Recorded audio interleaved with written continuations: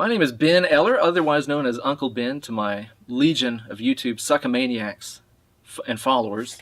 I'm a guitar player. I play for the internet, and I also play with the amazing Andy Wood, who is also a musician's toolkit guy, as of course over here as well. He and I are engaged in many different projects together. I'm also an artist for hire. I do touring work. I do session work. Little bit of everything. You got to wear a lot of hats these days. Step one, coffee. Then it's typically answering emails and stuff like that. The YouTube channel, as we record this, has like 136,000 subscribers. And it brings me a lot of questions, a lot of comments, a lot of lesson inquiries and stuff like that. I teach. Teaching is kind of my main gig. And I teach a lot online. So it's a lot of responding to emails and stuff like that. Then typically a little bit of practice. If it's a weekday, I then cook a delicious, healthful lunch for my wife as she comes home on lunch break. And then after that, it's typically... it's either going to be making YouTube videos, editing YouTube videos, teaching lessons, tracking, writing, practicing. I also record a podcast every week. I have a horror movie review podcast called Dead and Lovely that I do. I mean, it is non-stop. Every day, every second is accounted for. It's pretty intense.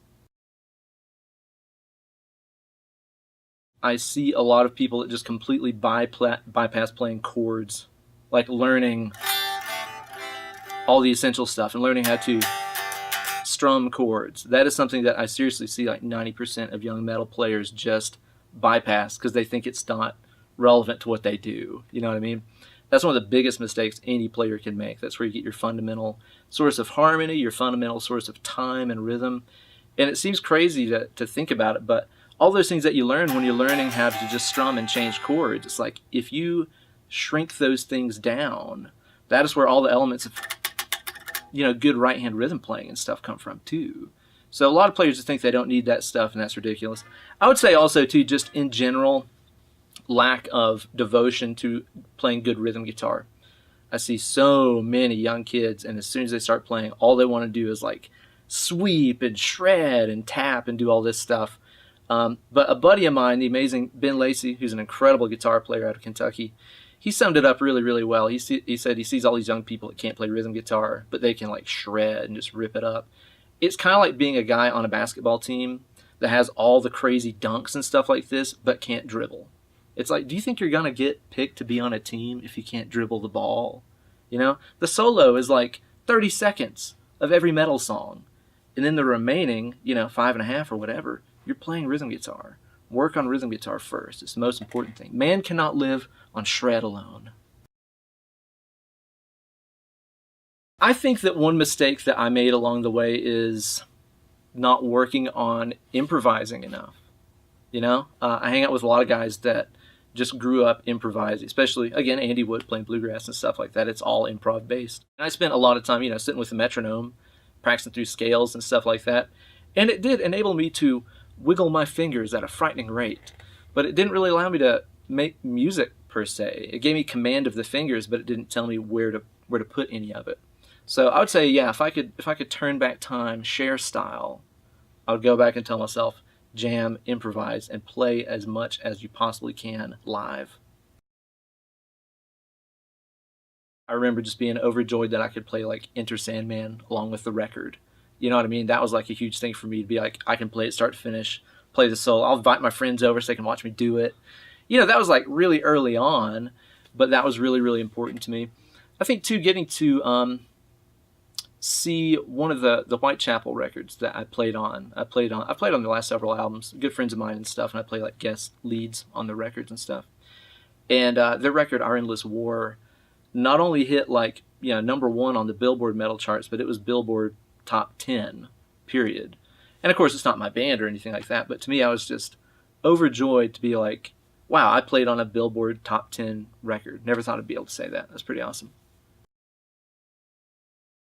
As a kid, I wanted to be a farmer, and then a comic book artist, and then a video game designer, which is honestly what probably would have made me a lot more money if I'd have stuck with that. But playing music was such a huge thing for me because it really built up my sense of self-confidence, I think. I think that's one of the biggest things for me, is that it gave me something that I could be like, I can do this extremely well. I'm so horribly unathletic. If you threw a ball at me right now, you would see that. So all my friends, they played soccer and basketball and baseball and all this stuff, and I was just inept at that stuff. But after I started playing guitar, I was like, oh, here's something that I can actually do that's cool.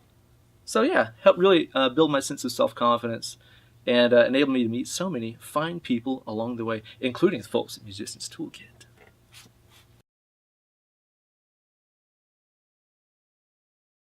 So the way that social media has impacted the music world and the world as a musician is so dramatic that I think that we're all still kind of like scrambling to figure it out as we go. Um, it's interesting in so many ways because I feel like back in like the 70s, right? It's like a seesaw of opportunity and reward. There was very little opportunity to make it as a musician back then. You had to be in a cultural hub like LA or New York or somewhere like that. So little opportunity, great reward, right? And nowadays I feel like everything is completely inverted. The seesaw has gone the other way, where the opportunity is insane. Anybody can put out the music. Anybody can make their voice heard on YouTube or whatever. But the reward is actually quite low. I know a lot of musicians that are still living with their parents and stuff like that. Nothing wrong with that. My mom's cool. But you know what I mean? It's like there's not really the reward that used to be there. So a lot of us are having to figure out other ways to make ends meet. A lot of us have a lot of, signature gear that we sell that helps kind of pay the bills that way. A lot of us have YouTube channels and blogs and stuff like that that can help pay the bills with advertisements and things like that. But it's really very interesting. I worry that it has devalued music in a lot of ways, and that sounds like such a grumpy old man thing to say.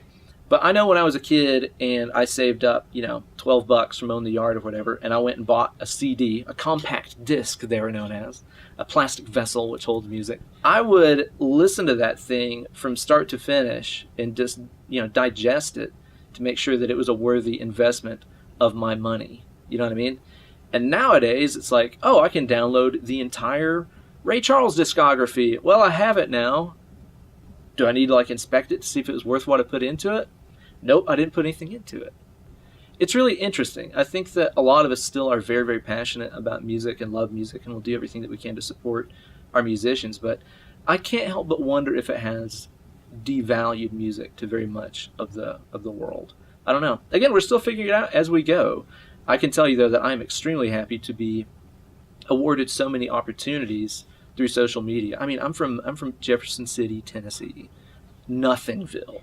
Nothing has ever come out of there, Evil Dead was filmed in Morristown, Tennessee. That's pretty cool. That's about the coolest thing that we got. But there's no way that I ever could have had a voice as a musician if this was the 70s or the 80s. So even though social media and stuff has changed a lot about the musical landscape, I will say that I've benefited very greatly from it, and I'm very thankful to be a part of it. Musicians Toolkit's a great resource, I think, for young musicians that are looking to learn online, because these are all real players that they're learning from. I see a lot of guys online, that have big lesson channels and stuff like that have never played a guitar standing up in their entire life. You know what I'm saying? They've never played. They're not professional players that have really played out. And I think one of the real big benefits about Musicians Toolkit is that you guys are getting actual skilled musicians that have been out there and done the job, and they're here to show you what they learned along the way.